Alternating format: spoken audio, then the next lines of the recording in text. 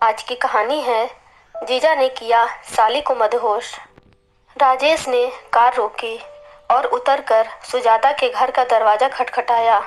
सुजाता ने दरवाज़ा खोलते ही कहा, नमस्ते जीजा जी। नमस्ते, राजेश ने आंगन में घुसते हुए कहा। क्या हाल है सुजाता? बस आपका ही ख्याल दिल में है, मुस्कुराते हुए सुजाता ने कहा। कमरे में आकर एक कुर्सी पर बैठते हुए राजेश ने पूछा, मामी जी दिखाई नहीं दे रही हैं, कहीं गई हैं क्या? कल पास के एक गांव में गई थीं, वे 1 घंटे में आ जाएंगी। कुछ देर पहले माँ का फ़ोन आया था। आप बैठो, तब तक मैं आपके लिए चाय बना देती हूँ। बंटू तो स्कूल गया होगा। हाँ, वह भी 2 बजे तक आ जाएगा, कहते हुए सुजाता जाने लगी। सुनो सुजाता। हाँ कहो, सुजाता ने राजेश की तरफ देखते हुए कहा। राजेश ने उठकर उसको अपनी बाहों में भरकर चूम लिया। सुजाता ने कोई विरोध नहीं किया। कुछ देर बाद वह रसोई में चाय बनाने चली गई। राजेश खुशी के मारे कुर्सी पर बैठ गया। राजेश की उम्र 35 साल थी। सांवला रंग, तीखे नैन नक्श। वह जमुनानगर में अपने परिवार के साथ रहता था। उसके परिवार में पत्नी सविता, 2 बेटे थे। राजेश प्रॉपर्टी डीलर था। सुजाता सविता के दूर के रिश्ते के मामा की बेटी थी। वह जगतपुरा गांव में रहती थी। उसके पिताजी की 2 साल पहले खेत में सांप काटने से मौत हो गई थी। परिवार में माँ और छोटा भाई बंटू थे। बंटू 10वीं कक्षा में पढ़ रहा था। गांव में उनकी जमीन थी। फसल से ठीक ठाक गुजारा हो रहा था। सुजाता को पता भी न चला कि कब राजेश उसके प्रति खिंच गया था। एक दिन राजेश ने उससे कह दिया था, सुजाता तुम बहुत खूबसूरत हो। तुम्हारी आंखें देखकर मुझे नशा हो जाता है। दिल करता है कि हर समय तुम्हें अपने साथ रखूं। मुझे अपने साथ रखोगे तो सविता दीदी को कब टाइम दोगे? उसे तो कई साल से टाइम दे रहा हूँ। तुम मेरी जिंदगी में देर से आई हो। अगर पहले आती तो अपना बना लेता। बहुत अच्छे सपने देखते हो आप। मैं इस सपने को सच करना चाहता हूँ। कैसे? यही तो समझ नहीं आ रहा है अभी। इसके बाद सुजाता भी राजेश की ओर खिंचती चली गई। वह देखती थी कि राजेश की बहुत बड़ी कोठियाँ हैं, 2 कारें हैं, धन दौलत की कमी नहीं है। सविता तो सीधी सादी है। वह घर में ही रहना ज़्यादा पसंद करती है। अगर वह उसकी जगह पर होती तो राजेश के साथ खूब घूमती फिरती और ऐश करती। राजेश जब हरियाणा जाता तो सुजाता के साथ कभी कभी बंटू को भी साथ ले जाता था। जब बंटू साथ होता तो वे केवल घूमते फिरते और खरीदारी करते थे। जब कभी राजेश अकेले सुजाता को लेकर हरियाणा जाता तो वे दोनों किसी छोटे होटल में कुछ घंटे के लिए रुकते थे। वहाँ राजेश उससे जिस्मानी रिश्ता बनाता था। इसके बाद सुजाता को कुछ खरीदारी कराता और शाम तक वे वापस लौट आते। सविता और राजेश के बीच कई बार सुजाता को लेकर बहस हुई, झगड़ा हुआ, पर नतीजा कुछ नहीं निकला। दोनों जीजा साली उसी तरह मिलते रहे। एक दिन सविता ने सुजाता को फ़ोन कर दिया था, सुजाता तुम्हें शर्म नहीं आती जो अपनी बहन का घर उजाड़ रही है? कभी भी हरियाणा चली जाती है घूमने के लिए। मैं अपने जीजा की साली हूँ। साली आधी घरवाली होती है। आधी घरवाली जीजा के साथ नहीं जाएगी तो फिर किसके साथ जाएगी? आधी नहीं तू तो पूरी घरवाली बनने की सोच रही है। दीदी मेरी ऐसी किस्मत कहाँ। और हाँ, मैं जीजा जी को बुलाने नहीं जाती, वे ही आते हैं मेरे पास। तुम उनको रोक लो ना, सुजाता ने कहा था। सुजाता की माँ भी यह सब जानती थी, पर वे मना नहीं करती थी क्योंकि राजेश उसकी बेटी पर खूब रुपए खर्च कर रहा था। सुजाता कमरे में चाय और खाने का कुछ सामान लेकर लौटी। चाय पीते हुए राजेश ने कहा, हरियाणा जा रहा हूँ, एक पार्टी से बात करनी है। मैंने सोचा कि तुम्हें भी अपने साथ ले चलूँ। आपने फ़ोन भी नहीं किया अपने आने का। मैंने सोचा था कि आज फ़ोन ना करके तुम्हें सरप्राइज़ दूंगा, तो मिल गया ना सरप्राइज़। माँ भी नहीं है, सुना घर छोड़कर मैं कैसे जाऊंगी? कोई बात नहीं, मैं मामी जी के आने का इंतज़ार कर लेता हूँ। मुझे कौन सी जल्दी है। तुम जरा मामी जी को फ़ोन मिलाओ। सुजाता ने फ़ोन मिलाया। घंटी तो जाती रही पर कोई जवाब नहीं मिला। पता नहीं माँ फ़ोन क्यों नहीं उठा रही हैं, सुजाता ने कहा। कोई बात नहीं, मैं थोड़ी देर बाद चला जाऊंगा। अब वहाँ तुम्हारे बिना जाने का मन नहीं करता। अगर तुम आज न जा पाई तो 2 दिन बाद चलेंगे, राजेश ने उसकी ओर देखते हुए कहा। कुछ देर बाद सुजाता की माँ आ गई। वे राजेश को देखकर बहुत खुश हुई और बोली, और क्या हाल है बेटा? बच्चे कैसे हैं? सविता कैसी है? कभी उसे भी साथ ले आया करो। वह तो कहीं आना जाना ही पसंद नहीं करती मामी जी। पता नहीं कैसी आदत है सविता की, कहकर मामी ने मुंह बिचकाया। मामी जी, मैं हरियाणा जा रहा हूँ, सुजाता को भी साथ ले जा रहा हूँ। ठीक है बेटा, शाम को जल्दी आ जाना। सुजाता तुम्हारी बहुत तारीफ करती है कि मेरे जीजा जी बहुत अच्छे हैं, वे मेरा बहुत ध्यान रखते हैं। सुजाता भी तो किसी से कम नहीं है, राजेश ने मुस्कुरा कर कहा। कुछ देर बाद राजेश उसके साथ हरियाणा पहुंच गया।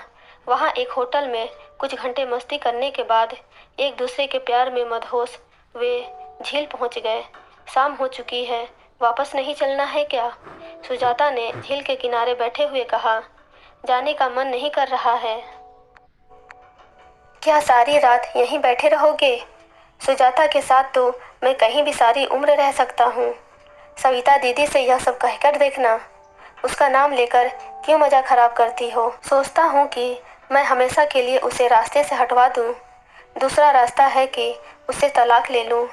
उसके बाद हम दोनों खूब मजे की जिंदगी जिएंगे। राजेश ने सुजाता का हाथ अपने हाथों में पकड़कर कहा।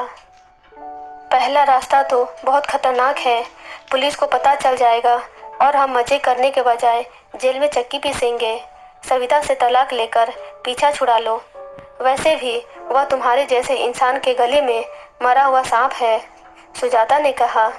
अब सुजाता मन ही मन खुश हो रही थी कि सविता से तलाक हो जाने पर राजेश उसे अपनी पत्नी बना लेगा।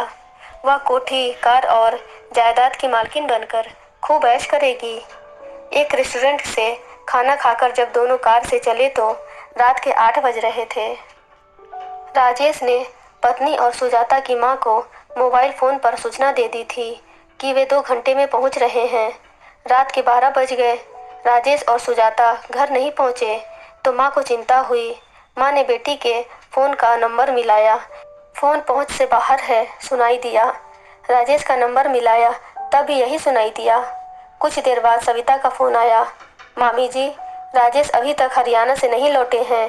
वे आपके पास सुजाता के साथ आए हैं क्या? उन दोनों का फोन भी नहीं लग रहा है। मुझे तो बड़ी घबराहट हो रही है। घबराहट तो मुझे भी हो रही है सविता। हरियाणा से यहाँ आने में 2 घंटे भी नहीं लगते। सोचती हूँ कि कहीं जाम में ना फंस गए हों, क्योंकि आजकल पता नहीं कब जाम लग जाए।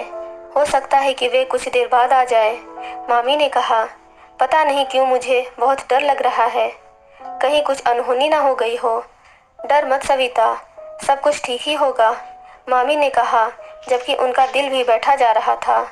पूरी रात आंखों आंखों में कट गई, पर राजेश व सुजाता वापस घर नहीं लौटे। सुबह पूरे गांव में यह खबर आग की तरह फैल गई कि कल दोपहर सुजाता और राजेश हरियाणा गए थे। रात लौटने की सूचना देकर भी नहीं लौटे। उनका कुछ पता नहीं चल रहा है। सविता और मामी के साथ 3-4 पड़ोसी थाने पहुंचे और पुलिस को मामले की जानकारी दी। पुलिस ने रिपोर्ट दर्ज कर ली। पुलिस इंस्पेक्टर ने बताया, रात हरियाणा से यहाँ तक कोई हादसा नहीं हुआ है। यह भी हो सकता है कि वे दोनों कहीं और चले गए हों। खैर, मामले की जांच की जाएगी। आपको कोई बात पता चले या कोई फ़ोन आए तो हमें ज़रूर सूचना देना। वे सभी थाने से लौट आए। दिन बीतते चले गए, पर उन दोनों का कुछ पता नहीं चल सका। जितने मुंह उतनी बातें। वे दोनों तो एक दूसरे के बिना रह ही नहीं सकते थे। वे तो हरियाणा मज़े करने के लिए जाते थे। राजेश का बस चलता तो सुजाता को दूसरी पत्नी बनाकर घर में ही रख लेता।